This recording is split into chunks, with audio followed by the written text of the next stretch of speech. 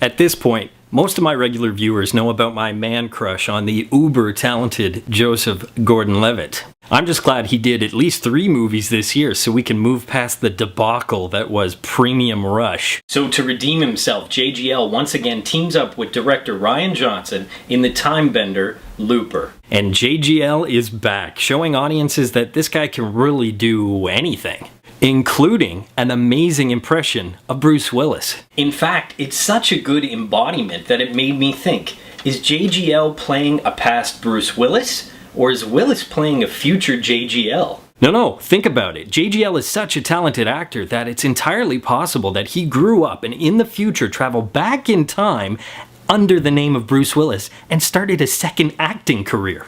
Regardless, all this time travel talk really made me think about my own future. What am I gonna look like in the future? What's the moneymaker going to look like? Well, there's actually a website that you can go on to, upload one of your pictures, and it'll show you what you look like. And this is mine. And if you're wondering why my eyes suddenly change color, shut up, that's why.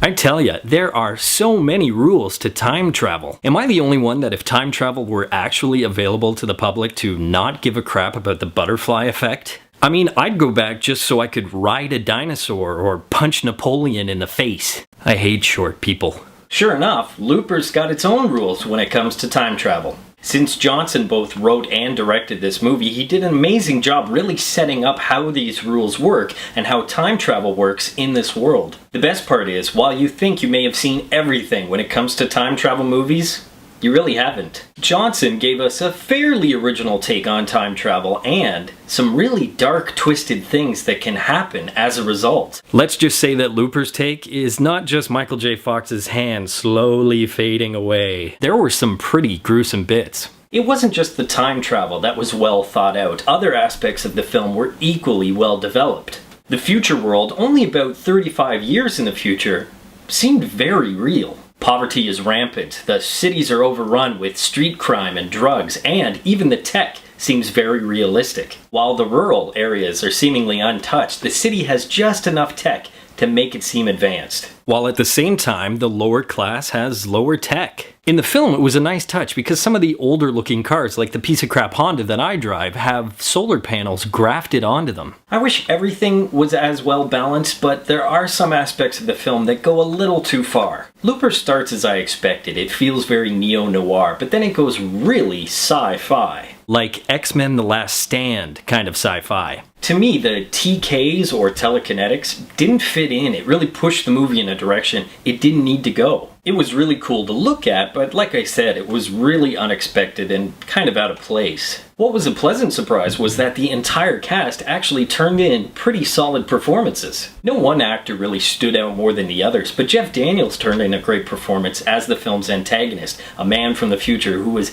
gentle, subtle, quietly menacing, and his scenes were really great. Emily Blunt also brought a lot to her character in a very short amount of time on screen. But we all saw this coming. My favorite performance was, of course, JGL. It wasn't just the makeup and the prosthetics that they used to make JGL look like Willis. He really embodied Willis. He knew how to move, when to move, facial gestures and tics, and because the man did his homework, he is this episode's For the Win.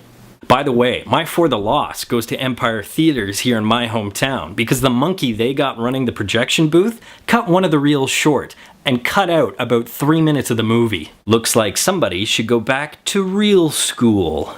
You're on notice, Empire. It wasn't a total loss though, as Looper was a very interesting movie with some original theories on time travel.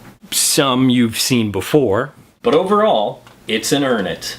It's not your usual sci-fi movie, which is why I think it was released in late September. That's typically a time when studios take a chance on films, but I still think you'll enjoy it. So until next episode, school's out.